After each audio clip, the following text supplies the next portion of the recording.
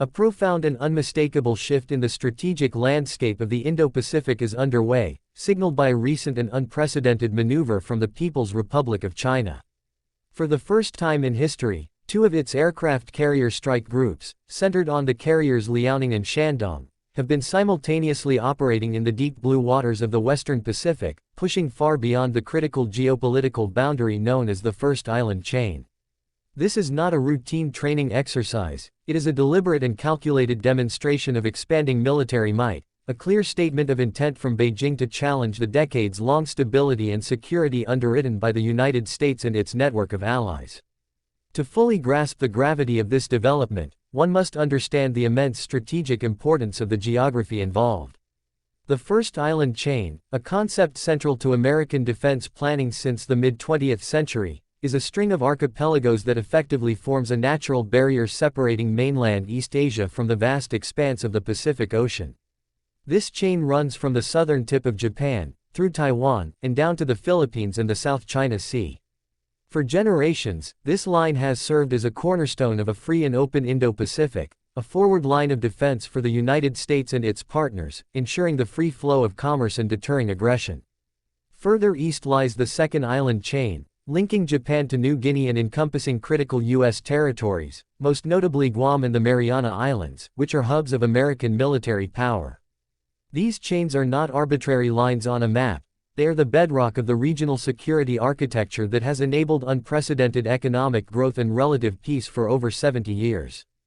Beijing's state-controlled media and official spokespeople, like Foreign Ministry spokesperson Lin Jian, attempt to frame these deployments in benign terms, insisting that their naval activities are fully consistent with international law and that their national defense policy is purely defensive in nature. However, these words ring hollow when measured against the stark reality of their actions. This deployment is a direct challenge to the very order they claim to respect. By pushing their carrier groups past this strategic demarcation, China is signaling its ambition to break out of its coastal confines and project power deep into the Pacific. This maneuver is a rehearsal, a clear demonstration of how, in a potential conflict, they would attempt to contest the ability of the U.S. Navy and its allied forces to operate in and secure these vital international waters. The movements themselves were meticulously tracked by vigilant allied forces, particularly the Japanese Ministry of Defense. The Liaoning, an extensively refitted former Soviet carrier, was observed passing through the Miyako Strait into the Philippine Sea. Simultaneously, the Shandong, China's first domestically constructed carrier, steamed with its escorting warships through the Luzon Strait, which separates Taiwan from the Philippines. The coordinated nature of these movements underscores a growing sophistication in the command and control of the People's Liberation Army Navy plan. While they have conducted dual carrier operations before, those were confined to the contested waters of the South China Sea. This new deployment into the open Pacific is a quantum leap in both capability and audacity. This development is the predictable and visible outcome of China's staggering, multi-decade military buildup, the largest and fastest of any nation in modern history.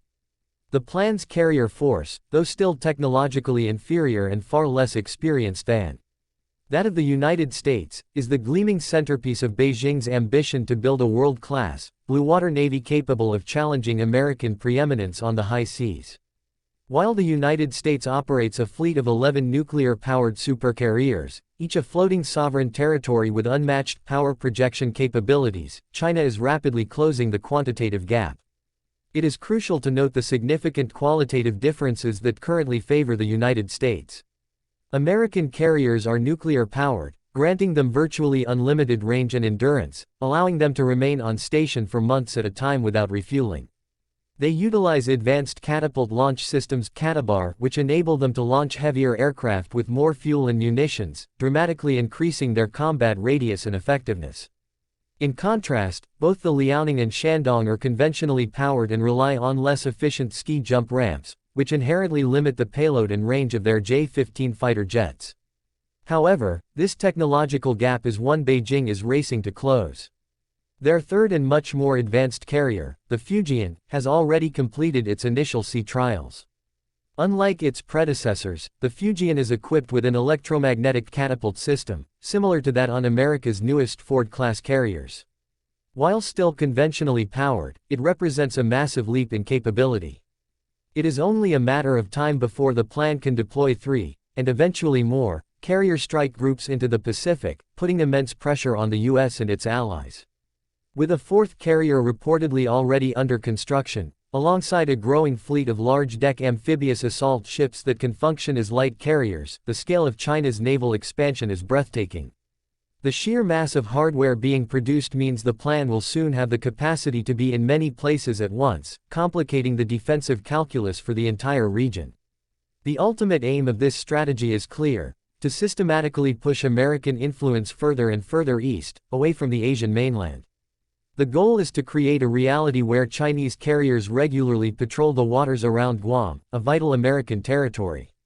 From there, the logical progression would be to venture even further, toward Wake Island, Midway, and eventually, the Hawaiian Islands, holding American soil and citizens at risk from increasingly close quarters.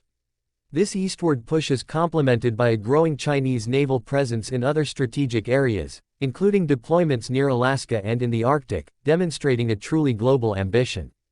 This assertive posture is not occurring in a vacuum. It is the military arm of a broader strategy to reshape the world order to be more deferential to Beijing's authoritarian model. While the United States and its allies champion freedom of navigation for all, China seeks to establish de facto control over vast swaths of the ocean, as evidenced by its illegal island building and militarization in the South China Sea, in direct violation of international law. The United States is not standing idly by. The response is one of clear-eyed resolve and a strengthening of the very alliances China seeks to undermine. The U.S. Navy continues to conduct freedom of navigation operations, challenging excessive maritime claims and reinforcing international law. Furthermore, the U.S. is deepening its security cooperation with key regional partners.